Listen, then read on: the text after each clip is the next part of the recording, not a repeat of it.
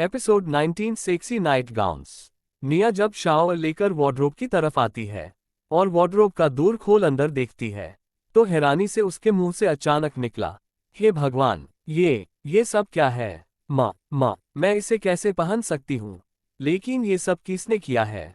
अब मैं क्या करूँ? वो ये सब वार्डरोब में पड़ी उस रिवीलिंग नाइट गाउन्स को देखकर कह रही थी। उस वार्डरोब में एक से बढ़कर एक नाइट गाउन्स थे, लेकिन सबके एक एक नाइट गाउन पहले वाले से ज्यादा रिवीलिंग था। निया ये ऑब देखकर ही चौंक गई थी।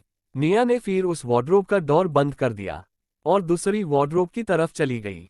वहां उसे एक से बढ़कर एक डिजाइनर गाउन्स दिखे, लेकिन ये ऐसे गाउन्स थे जिसे पहनना निया को कभी पसंद नहीं था। वो तो किसी फंक्शन में भी इसे पहनने के लिए आनाकानी करती थी, फिर रात में सोने के लिए वो सब कैसे पहन सकती थी? निया उन गाउन्स को देखकर सोच रही थी, न्यू यार, ये कहाँ फंस गई तू? या तो तुझे ये पहनना होगा या फिर वो सब। किसी भी हालत में ये पहनकर सो तो बिल्कुल नहीं सकती थी। और फिर यहाँ दूसरा कोई ऑप्शन भी तो नहीं है। तो बचे वो गाउन्स, और वैसे भी बाथरोब में मैं बाहर कैसे जाऊं? क्या करूं? वो ये सब सोच ही रही थी कि उसे बेडरूम के डोर खोलने की और फिर बंद होने की आवाज सुनाई दी। ये सुन तो निया का दिल थक से रह गया। निया ने थोड़ी हिम्मत कर डोर को थोड़ा खोलकर देखा तो रूम में और कोई नहीं, देवांश खड़ा था। ये देख उसने धम्मा से डोर बंद कर दिया और खुद से कहने लगी, तारांकन, अब तो पहनना ही पड़ेगा। मैं इस शैतान के आगे ऐसे तो नहीं जा सकती। हाय, ये सिर्फ तेरी ही किस्मत में हो सकता है नीयू। ये कह निया ने फिर से वो नाइट गाउन्स का वार्डरोब खोला और उसमें का सबसे कम रिवीलिंग गाउन निकालकर पहन लिया। ये लेस वाला जामुनी कलर का सेक्सी गाउन था जो उन नाइट गाउन से थोड़ा कम रिवीलिंग था। निया ने उसे पहनकर मिरर में खुद को देखा और कहा, तारांकन, वैसे भी इस डेविल ने इससे ज्यादा रिवीलिंग ड्रेसेस में लड़कियों को देखा होगा, तो मेरे इस गाउन से तो इसे कोई फर्क नहीं पड़ेगा। और फिर रात की ही तो बात है, कल मैं अपनी ड्रेसेस यहाँ मंगा लूंगी, तो यह पहनना नहीं पड़ेगा। ये सोचकर निया ने थोड़ी हिम्मत कर बाथरूम का डोर ओपन किया और कमरे में देखा तो वहां देवांश सोफे पर बैठा कोई डॉक्यूमेंट पढ़ रहा था। वो इस वक्त घर के कपड़ों में था, फिर भी इससे उसके चार्म में कोई फर्क नहीं पड़ा था। वो अब भी उतना ही हैंडसम लग रहा था जैसे हमेशा लगता था। निया थोड़ी देर देवांश को ध्यान से देखा, फिर भी देवांश ने निया की तरफ नहीं देखा तो राहत की सांस ली और फिर धीरे से बाथरूम से बाहर आ गई। उसकी नज़र अब तक देवोश पर ही थी। वो उसे एकटक घूर रही थी, लेकिन इस बात से अनजान कि देवांश का भी पूरा ध्यान उसी पर था। वो निया के डोर खोलते से ही उसकी तरफ अपनी आंखों के कोनों से देख रहा था और निया ने नोटिस नहीं किया कि निया के आते से ही देवांश एक ही शब्द पर अटक गया था और उसके हाथ अपने हाथ में पके डॉक्यूमेंट पर और भी कस गई थी। देवांश ने एक घूंट निगलते हुए मन में कहा, ये पागल लड़की क्या करने की कोशिश कर रही है? मैंने तो ऐसे ही कह दिया था सुहागरात का कि मैं इससे चेक कर सकूं, और इसने मेरी सोच के मुताबिक ही रिएक्ट किया था। लेकिन इसे देखो, पहले तो इतना डर रही थी, लेकिन अब ये क्या पहनकर घूम रही है? और ये मुझे क्या हो रहा है? ऐसा तो नहीं है कि मैंने पहले ऐसी लड़कियां नहीं देखी, लेकिन इस लड़की के लिए इतना बड़ा रिएक्शन कैसे? शायद क्योंकि मैं सिर्फ इसे ही छू सकता हूँ, लेकिन फिर भी मैं कैसे इसके साथ वो सब? नहीं देवांश, तुम ऐसे कंट्रोल नहीं खो सकते। Control Devansh, control your emotions, don't panic. Devansh निया की ओर से अपनी आंखें हटाने का और उसके साथ वियर्ड थॉट्स को काबू करने की खूब कोशिश कर रहा था, पर तभी उसने देखा कि निया चलते हुए उसी की तरफ आ रही थी। निया ने देवांश को सीरियसली काम करते देखा तो उसके मन में उथल पुथल होने लगी। ये तो बहुत सीरियस होकर काम कर रहा है, क्या करूं? कहूं कि नहीं कहूं? बात भी तो जरूरी है। अगर मेरी वजह से इसका नुकसान हुआ तो? नहीं नहीं न्यू, तू इतनी सेल्फिश नहीं हो सकती। बात तो कहनी ही पड़ेगी, पर कैसे? एक काम करती हूँ, इन्हीं से पूछती हूँ कि अभी बात कहूँ या नहीं, फिर ही बताऊंगी। हाँ, ये बेस्ट होगा। ये सोच निया ने देवांश की ओर देखा। वहीं देवांश खुद को बड़ी मुश्किल से कंट्रोल कर पा रहा था। वो मन में सोच रहा था, ये पागल लड़की क्या करने की कोशिश कर रही है? ऐसे तो मेरा सेल्फ कंट्रोल डगमगा रहा है। कोई समझाओ इसे। अगर ये कुछ और देर ऐसे ही खड़ी रही तो मैं शायद सेल्फ कंट्रोल खो दूंगा। वो ये सोच रहा था, तभी उसे निया की आवाज आई, मुझे आपसे थोड़ी बात करनी है। तारांकन, इतनी सी बात के लिए इसने इतनी देर इंतजार किया। How foolish. देवांश ने सोचा और निया की ओर देखा तो कहा, तारांकन, हाँ कहो, लेकिन पहले तुमने जो भी ये पहना है चेंज करके आओ। तुम पर ये बहुत भद्दा दिख रहा है। और एक बात कान खोलकर सुन लो, तुम ये जो पहनकर मुझे सेड्यूस करने की कोशिश कर रही हो पहले भी बंद करो। तुम्हारे जैसी कई लड़कियां इससे भी रिवीलिंग क्लोथ्स में मेरे सामने दिखाई देती है। तुम्हारे इन कपड़ों से मुझ पर कोई फर्क नहीं पड़ने वाला। और ये कहकर देवांश ने अपना मुंह फेर लिया। उसे ही पता था कि वो निया को देखकर ये सब कैसे कह पाया था। लेकिन अपनी ये हालत वो निया के सामने नहीं लाना चाहता था, इसलिए उसने निया को ये सब कहा था ताकि निया गुस्से में निया वो चेंज करके आए। पर ऐसा कुछ हुआ नहीं। निया को गुस्सा तो आया देवांश की बात सुन, पर उसे देवांश की बात लॉजिकल लगी। आखिर उसने भी तो यही सोचकर वो पहना था कि देवांश को कोई फर्क नहीं पड़ेगा।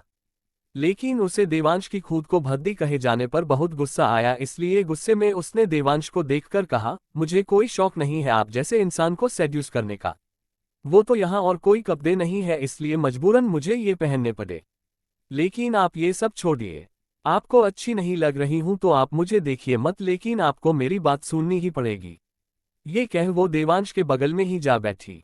ये महसूस कर देवांश की तो सांस ही अटक गई। वो खुद पर बहुत ज्यादा कंट्रोल कर रहा था।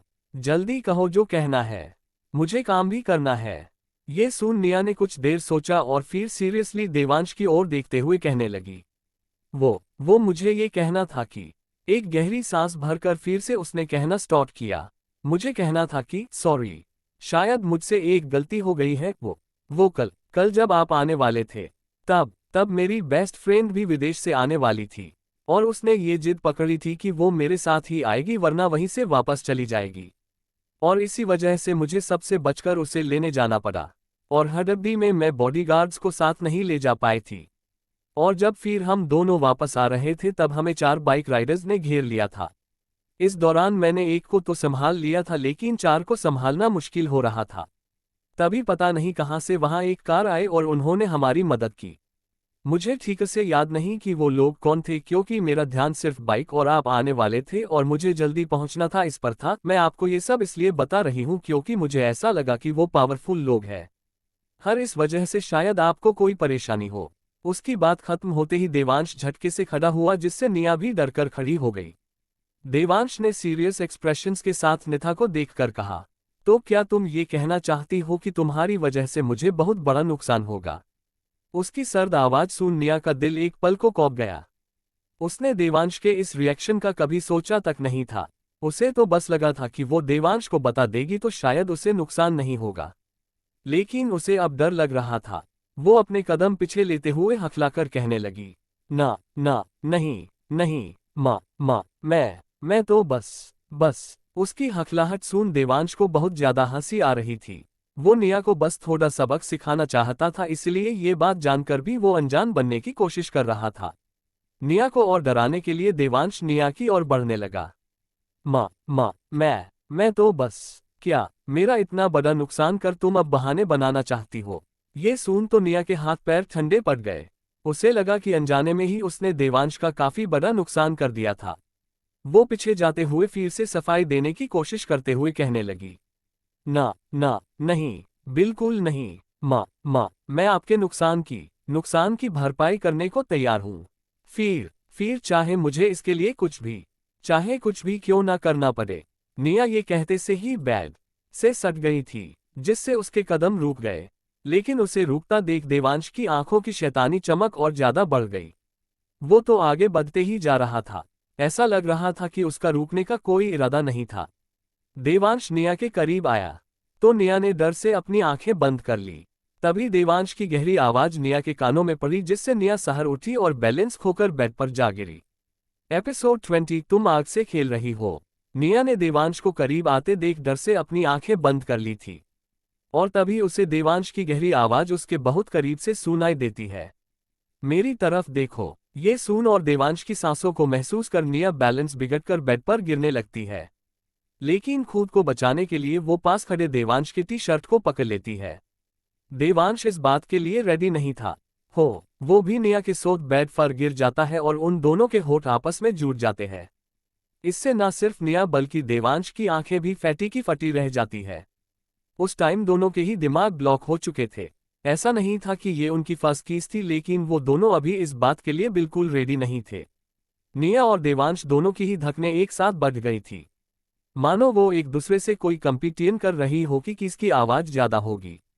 तू मेरा कोई ना होके भी कुछ लागे, तू मेरा कोई ना होके भी कुछ लागे, किया री जो भी तूने कैसे किया री, जिया को मेरे बांध ऐसे लिया री, समझ के भी ना समझ मैं से कौन, सौरन का मेरे, तू मेरा कोई ना, तू सूरज लागे होके भी कुछ लागे, तू मेरा कोई ना होके भी कुछ लागे, तू मेरा कोई ना होके भी कुछ लागे, अपना बना ल पिया, अपना बना ल पिया, अपना बना ल मुझे, अपना बना ल पिया, अपना बना ल पिया, अपना बना ल पिया, दिल के नगर में शहर तू बसा ल पिया।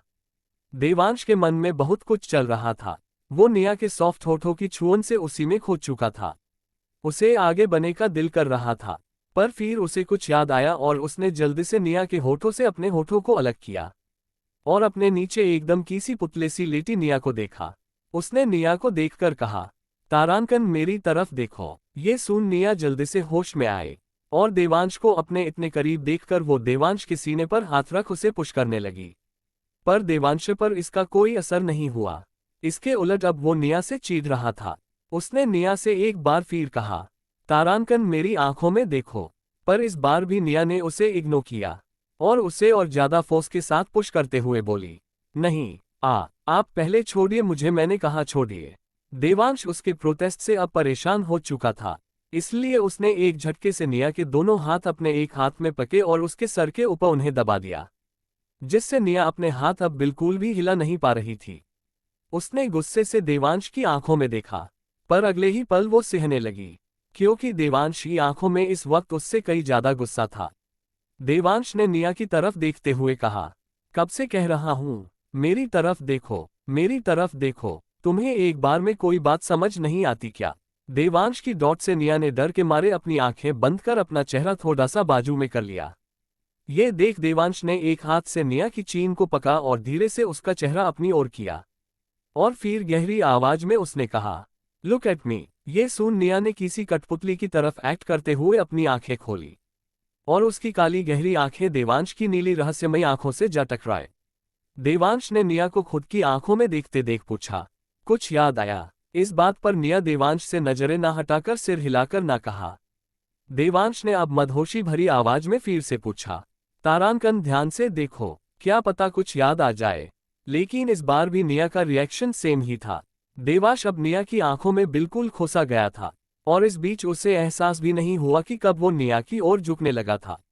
आखिरकार उसके सेल्फ कंट्रोल ने जवाब दे ही दिया था। उसने धीरे से निया के होठों पर जेंटल किस करना स्टार्ट कर दिया। कुछ देर तक वो निया को वैसे ही किस करते रहा, पर फिर उसे एक सीन याद आया जब निया अद्वैत को देखकर आई विंक कर रही थी। ये याद आते ही पता नहीं देवांश को क्या हुआ, वो अब निया को और ज्यादा फोर्स के साथ किस करने लगा था। उनकी किस जो जेंटल वे में शुरू हुई थी, अब वो बिल्कुल पैशनेट होती जा रही थी, जिससे निया को सांस लेने में प्रॉब्लम हो रही थी और वो देवांश का फोर्स अपने होठों पर महसूस कर सकती थी।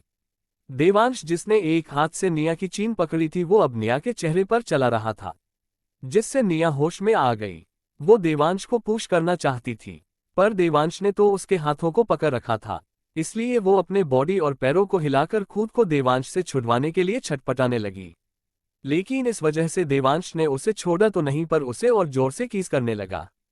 कुछ देर बाद देवांश को लगा कि अब निया सांस नहीं ले पा रही तो उसने उसे छोड़ दिया, पर होठों को छोड़ने के बाद वो उसकी गर्दन पर किस करने लगा। नी जिसे अभी राहत मिली ही थी, देवांश के इस नेक्स्ट मूव से बिल्कुल हैरान थी।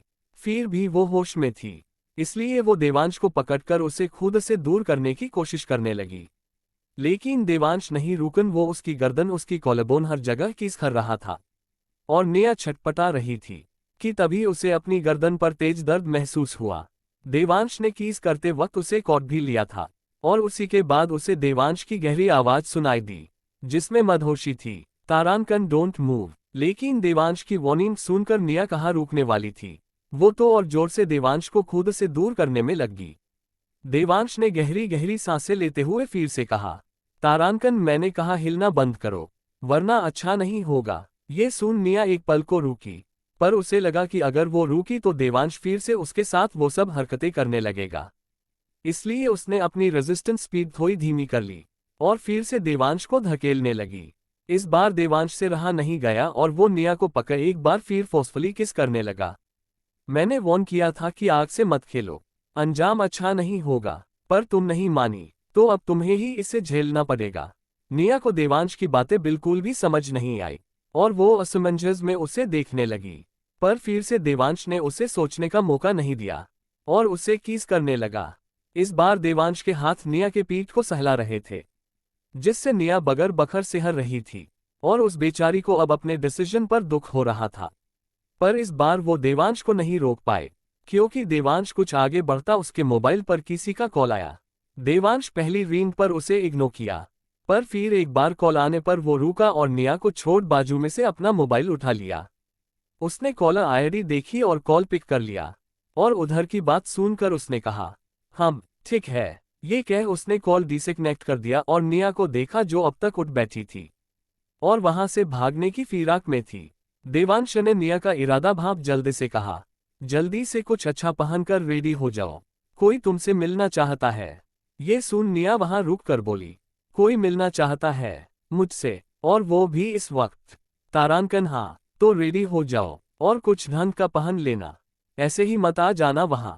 ठीक है, और कुछ देर में तुम्हें तुम्हारे सवाल का जवाब भी मिल जाएगा, तो फिर मुझे एक्सप्लेन करने के लिए तैयार रहना, देवांश ने कहा और बिना निया को देखे वो वहां से बाहर चला गया। निया इस पर देवांश से कुछ कहना चाहती थी, पर तब तक देवांश वहां से जा चुका था, इसलिए वो भी उसकी बात मानकर एक बार फिर शावर लेने चली गई। वहां जैसे ही गर्म पानी उसकी गर्दन पर पड़ा उसकी हल्की आह निकल गई, क्योंकि देवांश ने उसे जरा जोर से काटा था। निया ने जब उस जगह को आईने में देखा तो मन में देवांश को कोसने लगी। उस जगह एक निशान बन चुका था और अगर ये कोई देख लेता तो खुद ही समझ जाता कि अभी क्या हुआ था, उसे कहने की जरूरत ही नहीं पड़ती। निया ने शावर लेने से लेकर ड्रेस पहनने तक देवांश को खूब कोसा, पर फिर वो ड्रेस पहनकर मिरर के सामने खड़ी हो गई और अपने फाउंडेशन से उसने जैसे तैसे उस निशान को छुपाया और फिर उस निशान को अपनी गर्दन से गायब देख निया को खुशी हुई और उसने खुद से कहा, तारांकन सिमी की बातें पहले तो मुझे इरिटेट कर देती थी, लेकिन आज उसी के आइडिया की वजह से मैं बच गई। Thank you so much Simi, you are the best. ये कह वो अपने आप को देखकर मुस्कुराने लगी। तभी उसे बालकनी का डोर खुलने की आवाज आई। निया ने चौंककर वहां से अंदर आते इंसान को देखा तो वो जल्दी से उस तरफ दौड़ी और उसे इंसान को पकड़कर बोली, साहू, आप इतनी रात गए, आप यहाँ क्या कर रही है? आपको यहाँ किसी ने देख लिया तो? और ऐसी कौन सी बात हो गई जो आपको यहाँ तक आना पड़ा? आपको पता नहीं है उस नीली आंखी वाले डेविल के बॉडीगार्ड्स कितनी स्ट्रॉन्ग और पावरफुल है? अगर किसी ने आपको पकड़ लिया ना तो ये अच्छा नहीं होगा। आप क्यों खतरे में डाल लेती है खुद को? नहीं, शांत शांत नीयू, शांत। तुम सांस तो ले लो पहले। और तुम तो ऐसे डर रही हो जैसे हमने कभी सा कुछ किया ही ना हो। और वैसे भी हम इससे भी कठिन परिस्थितियों से निकल आए, तो ये तो हमारे लिए चूटी बजाने जितना आसान काम है। उद्धरण चिन्ह, क्या बजाने जितना आसान है? निया ने सहाना को देखना समझते हुए पूछा तो सहाना निया के बेड पर आराम से बैठते हुए बोली, तारांकन, अरे इतना भी समझ नहीं आ रहा? चूटी चूटी बजाने जितना वो होता है ना, हाथों से ऐसे बजाते हैं। वो ये कह वो हाथों से कुछ इशारे करने लगी। उसकी बात सुन अपने सिर पर चपत लगाकर निया ने सहाना को खींचते हुए कहा, तारांकन, उसे चूटी नहीं चुटकी कहते हैं, चूटी इसे कहते हैं। ये कह वो सहाना की कमर पर चूटी कौट लेती है, इसलिए सहाना की थोड़ी चीख निकल जाती है। इससे डरकर निया उसका मुंह अपने हाथों से बंद कर लेती है और उससे कहती है, सेच, चुप हो जा मेरी माँ, मैं तेरे हाथ जोड़ती हूँ, प्लीज आप चली जाओ यहाँ से। ये सुन सहाना निया का हाथ अपने मुंह से हटाकर आशीर्वाद देने वाली मुद्रा में आकर कहती है, जी नहीं बालिके, फिर वहां से नहीं जाते, एक बार जहां हम आ जाते हैं। हाँ, उसकी बात पर निया बस इतना ही कह पाती है तो उसे ऐसे देख सहाना निया के कंधों को पकड़ कहती है, तारांकन, वैसे तो मैं यहाँ नहीं आती आपके प्राइवेट मोमेंट्स को बिगाड़ने, लेकिन मुझे यहाँ कायरा दी ने भेजा है, उन्हें आपसे कुछ जरूरी बात जाननी थी। उसकी बात सुन निया ने कहा, तो तुम्हें यहाँ का एड्रेस कायरा दी ने बताया है, लेकिन अगर उन्हें कुछ पूछना ही था तो मुझे कॉल कर देती। तुम्हें इतनी रात को भेजने की क्या जरूरत? और क्या कह रही थी तुम प्राइवेट मोमेंट? रुको, आधी तुम्हें बताती है कैसे होते हैं। ये कह हुई सहाना की और भागी तो सहाना आगे भागते हुए कहा, नीयू देख में ठीक नहीं है, मैं तो बस ऐसे ही कह रही भी। तू ती हाथापाई पर उतर आई। मुद्रा बेचारी की इतनी रात गए। तू मारना चाहती है। और वैसे भी मैं यहाँ खुद की मर्जी से तो नहीं आई, मुझे सच में कुछ पूछना है। और रही तुम्हें कॉल करने की बात, तो पहले तुम अपना मोबाइल चेक करो। पहले तो खुद ही बंद रखती हो और फिर मुझे पैसा देती हो। ये सुन निया रुकी और अपना फोन ढूंढने लगी, जो उसे बेड साइड टेबल पर मिला। और उसने देखा तो चार्जिंग खत्म होने के कारण वो स्विच ऑफ हो चुका था। ये देख उसने मोबाइल तुरंत चार्ज होने रख दिया और सहाना से पूछा, तारांकन तो बताओ आखिर ऐसी कौन सी बात थी जो तुम्हें यहाँ तक आना पड़ा। वो कायरा दी को जानना था कि आपने उस दिन क्या सुना था। निया ने उस दिन अपना घर छोड़ने से पहले एग्जैक्टली क्या सुना था। सहाना की बात सुन निया ने कुछ सोचकर कहा, लेकिन कायरा दी को ये क्यों जानना है। तारांकन तो इसका मतलब आपको उसकी बातें भी याद है ना। लेकिन फिर आपने हमें आज तक कुछ क्यों नहीं बताया। और वो जो वहां कोमा में है वो भी क्या निया से जुड़े है। बोलो ना नियू, क्या मैं सही सोच रही हूँ। हाँ, तुम सही सोच रही हो। मैंने जब हॉस्पिटल में अपनी आंखें खोली थी तब मेरे ख्यालों में कई अनजान चेहरे थे, पर धीरे धीरे मुझे अब समझ आ गया। लेकिन जो तुम पूछ रही हो अभी मैं तुम्हें वो नहीं बता सकती। तुम बस आज की तरह कल मुझे लेने आ जाओ। इस बार मैं सिमी का कुछ करती हूँ और वहीं आकर तुम्हें बता दूंगी। अब तुम जाओ वरना पकी जाओगी। ये कह निया ने सहाना को जाने का इशारा किया। तो सहाना वहां से जाने के लिए मुड़ी तो उसे कुछ याद आया, तो पीछे मुड़कर उसने कहा, you are looking very gorgeous in this black gown. वैसे इतनी रात को क्यों पहना है? कहीं जा रही हो? अरे नहीं, ये तो देवांश मुझे किसी से मिलवाना चाहते हैं, इसलिए अब जाओ यार तुम। ये कह वो सहाना को बालकनी की तरफ लेकर आए और सहाना ने वहां बंधी रस्सी से नीचे आ गई और निया को बाय बोल वहां से चली गई। निया ने ये देख राहत की सांस ली। तभी उसे मेन गेट से एक कार आती दिखी तो निया को पता चला कि कोई आया है। इसलिए वो जल्दी से रूम में गई और एक बार खुद को अच्छे से सेट किया और फिर किसी का उसे बुलाने का वेट करने लगी। तभी उसके डोर पे नॉक हुआ और एक मेड ने उसे नीचे चलने को कहा, तो वो उसी के साथ वहां से चली गई। वो जब सीढ़ियों नीचे आए तो देवांश खड़ा हुआ और उसके खड़े होते ही निया को सामने वाले इंसान का चेहरा दिखा, जिसे देख निया के कदम अपनी जगह जम से गए और उसने हैरानी से देवांश को देखकर सोचा, मतलब ये उसकी ऐसी नजरें देख देवांश समझ गया कि वो क्या सोच रही होगी। और फिर ये सब उसने ही तो करवाया था। Don't forget to like, comment, subscribe.